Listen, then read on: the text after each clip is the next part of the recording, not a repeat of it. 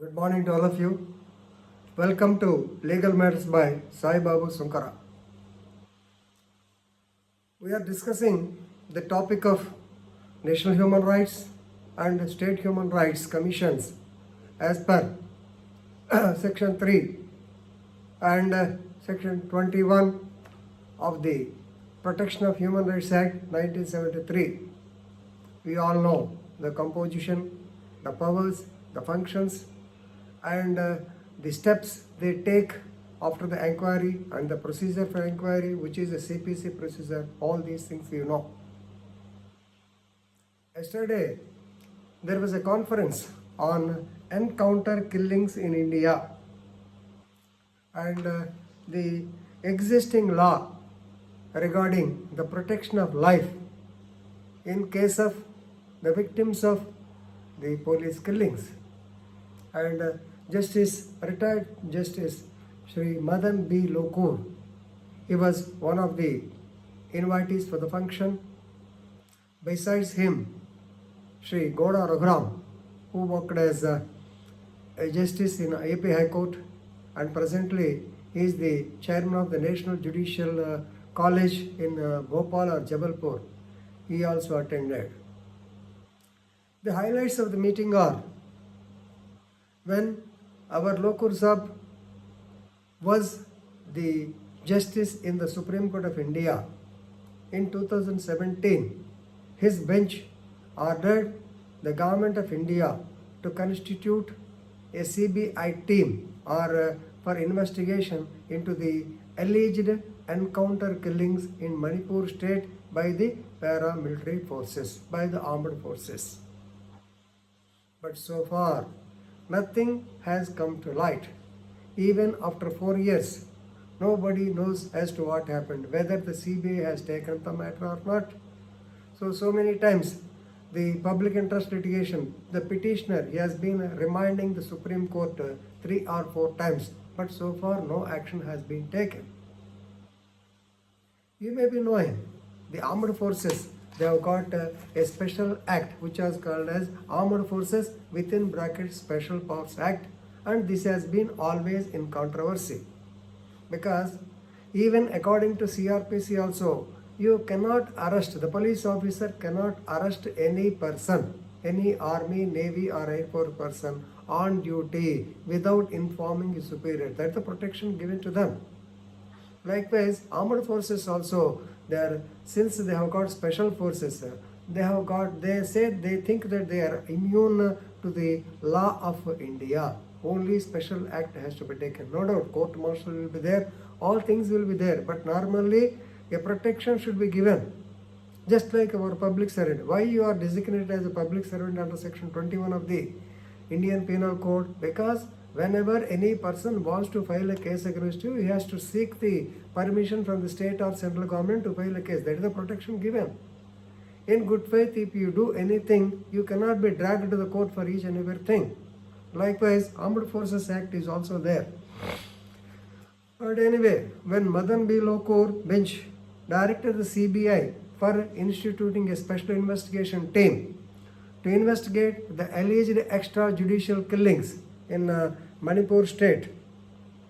The allegation is not simple, it is very serious. The allegation is about 1,528 personnel were killed in the so-called extrajudicial killings or police killings by the police and also security forces. Both of them are liable, right? So normally, many people were taken into custody, and actually they died in cold blood. He has cited an example also. Actually, Madan B. Lokur wanted to visit an art gallery run by a private person.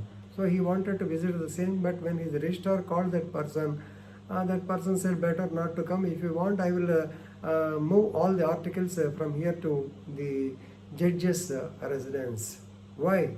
Because on one occasion, this man, when he was in his art gallery, some 2 people came and actually they requested him to give accommodation for the night, and he gave them accommodation. They told him, they might have told him some false story. But on the next day, the police came and arrested him for giving shelter to the so-called terrorist outfits. So in the view of the government, according to law, he is an anti-government force. So therefore, he could not venture even to invite the justice of the Supreme Court of India. So such one typical example he has given. So like that, since no action, not a single FIR has been registered against the police. So what about the victim compensation? What about the witness protection? All these things he has discussed, right? So even after 3 years, no action has been taken. No doubt, they have got a legal, the armed forces, they have got a legal impunity as per the Armed Forces Special Act. But there has to be accountability on their part, is it not? Everybody should be accountable. So in this connection, now he has come heavily on the NHRC and SHRC. What is that they are doing? So the result, if you see the action taken by NHRC, of course SHRC is almost defunct. Very recently, that Sitaramurthy, retired Justice of AP High Court, has been appointed as SHRC chairman, and his office is located in Kurnool. But previously, for the past 7 or 8 years, it has been running only with the registrar, no member. Right? So in such a case, if they cannot deliver goods, better to shut them down. So NSRC and SHRC, so nobody even talks about them. This is the pitiable thing. Normally, if anything happens, I will go to NHRC, but nobody is going to talk about them. What is the use of such bodies if nothing is done? Why should the taxpayers pay money for them? Are they not white elephants? So better to abolish them. This is a stringent remark on the functioning of NHRC and SHRC. Very recently, the Kerala High Court also stated that regarding that Consumer Protection Act, when you are not able to post the consumer members, better to drop the act, better to drop the so-called forums. So even in the police department, Om Prakash judgment, that is DGP should have a tenure of minimum 2 years. So it is not at all functional at all, right?